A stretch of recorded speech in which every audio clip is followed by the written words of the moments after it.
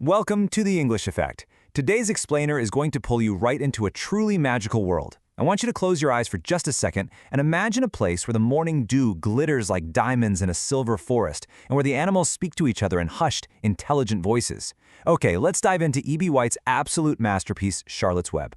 We're going to experience this incredible story of friendship and sacrifice together, and you know what? Along the way, we'll just naturally soak up some really powerful English vocabulary. So get comfortable, let the magic unfold, and let's begin.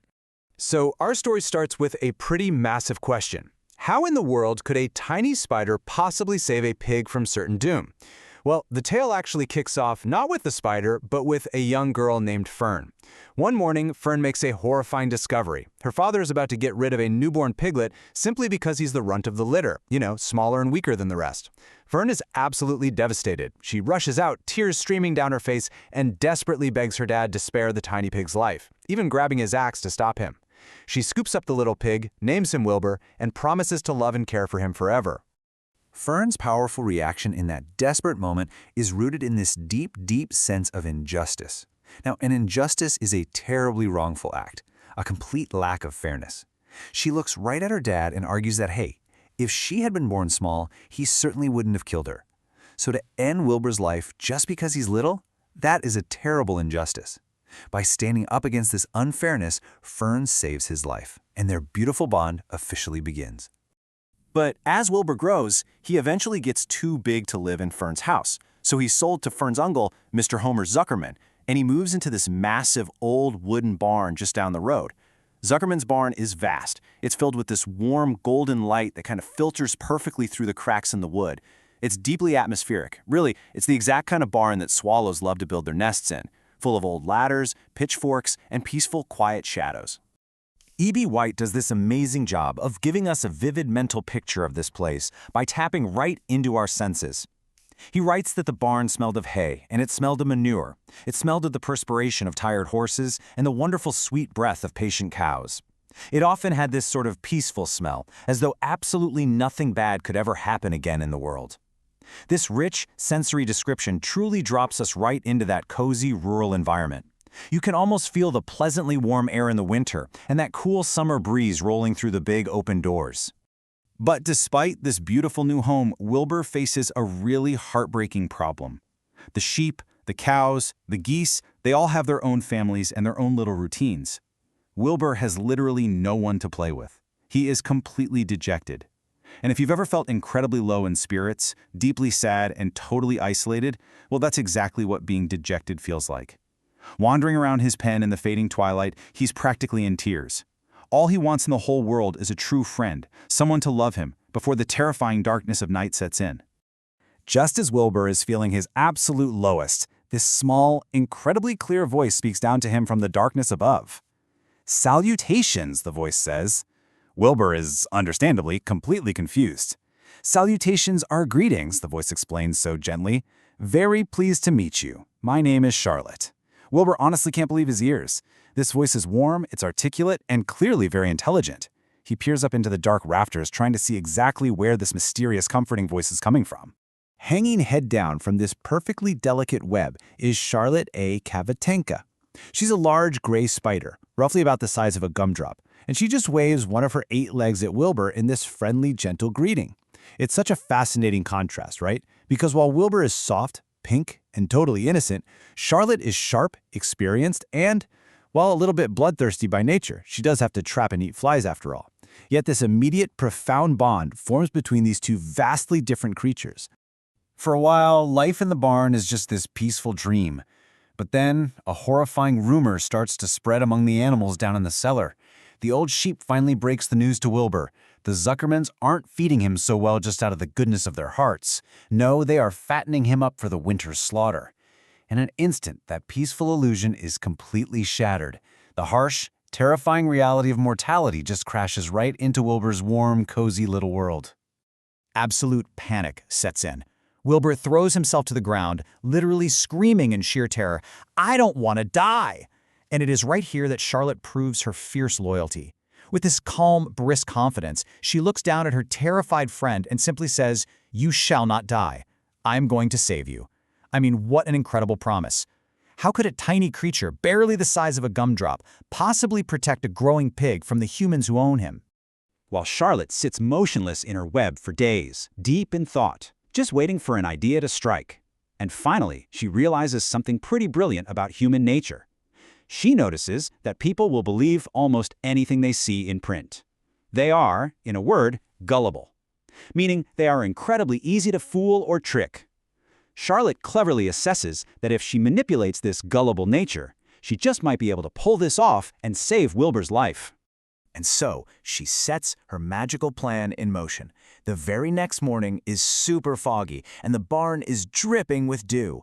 When the farmhand, Lurvy, comes in to bring Wilbur's breakfast, he literally drops his pail in shock. Because there, woven right into the center of Charlotte's delicate web in neat block letters are the words, "Some pig." The dew catches the morning light, making the web look like this delicate silver veil, and the humans, being exactly as gullible as Charlotte predicted, don't think, oh, what a clever spider. No, they believe it is a divine, breathtaking miracle. The trick actually works. Wilbur becomes famous overnight, and Mr. Zuckerman decides he's far too special to kill. But Charlotte is smart. She knows people have incredibly short memories. To keep Wilbur safe long-term, she has to keep the humans amazed. Now this requires unremitting effort. Unremitting is a great word. It means constant, never stopping, never giving up. Night after night, Charlotte exhausts herself tearing down her old webs and weaving new words into the sticky threads, proving her unremitting devotion to her best friend. But here's the catch. Charlotte needs fresh words to weave. Enter Templeton the rat. He's this gruff, entirely selfish scavenger who lives right under Wilbur's trough. The barn animals actually hold a meeting and manage to convince this reluctant rat to help out. Templeton grumbles, "I'm making a trip to the dump tomorrow afternoon. I'll bring back a magazine clipping if I can find one." Even though he's totally acting out of self-interest, he just wants Wilbur to live so he can keep eating his leftovers, Templeton's scavenging provides Charlotte with the exact text she needs to copy. One of the words Templeton brings back, ripped from an old soapbox, is radiant. Now, radiant is a beautiful adjective meaning to shine brightly, really showing great joy and good health. Charlotte isn't entirely sure what the word means at first, but she tells Wilbur she needs to see if he truly matches this glowing description before she commits to weaving it. So, she tasks Wilbur with proving his radiance to her right then and there in the barn cellar. What follows is just one of the most heartwarming and honestly humorous moments in the whole story. Wilbur gallops across his pen, his skin just shining with this healthy pink glow. Following Charlotte's instructions, he jumps as high as he possibly can, and then, incredibly, does a backflip with the half-twist, writhing in the air before landing with a thud in the straw. Breathing heavily, trying his absolute best, he looks up and tells Charlotte, "Actually, I feel radiant." Charlotte looks down at him with such deep affection and agrees. He is, for sure, a radiant pig. Eventually, summer turns to autumn, and the ultimate test of Charlotte's grand plan arrives, the county fair. The stakes are huge. If Wilbur can win a prize here, his safety is guaranteed forever. The barn is in an absolute frenzy of preparation. Wilbur gets scrubbed clean with buttermilk until he practically glows. He's loaded into a wooden crate, and, completely unbeknownst to the humans, a very tired, very pregnant Charlotte sneaks along for the ride, hiding in the dark shadows overhead, with Templeton tagging along too. Once they arrive at the noisy, chaotic fairgrounds amidst all the flashing neon lights and towering Ferris wheels, night finally falls. While everyone else is fast asleep, Charlotte begins her final, most important task. She creates what she proudly calls her magnum opus. That's a wonderful phrase for a great work, an artist's absolute greatest achievement. And it isn't a web with words this time. It's a tough, peach-colored sack, beautifully designed, containing 514 tiny spider eggs. It is simply the finest thing she has ever made. But even after creating her masterpiece, Charlotte somehow musters the very last of her strength to weave one final word for Wilbur: humble. The next morning, the fair judges see this perfectly woven word and are just deeply, deeply moved by it. They present Wilbur with a special, handsome bronze medal and a cash prize for Mr. Zuckerman. That's it. Wilbur is officially a celebrated pig. He will never, ever be turned into bacon. He is finally safe forever. But the joy of this huge victory is mixed with some really profound sorrow, because as Wilbur celebrates down below, Charlotte remains hidden up above. She is beginning to languish. To languish means to lose your strength and vitality, to slowly fade away. It's a heartbreaking reality, but she is at the end of her natural life cycle. Her energy is completely spent after saving her dearest friend and creating her egg sac. She doesn't even have the strength left to return to the farm. Wilbur looks up and realizes his best friend is dying. With tears filling his eyes, he asks her why she did all of this for him, especially when he had never done anything for her. Charlotte's response here is the true emotional peak of our story. She gently whispers, "You have been my friend." That in itself is a tremendous thing. I wove my webs for you because I liked you. It's just a breathtaking lesson on the deep meaning of life, of true friendship, and of unconditional sacrifice.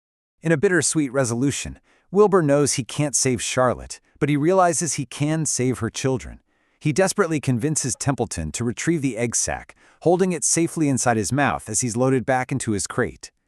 Wilbur returns home safely to that warm, familiar barn, but he has to leave Charlotte behind.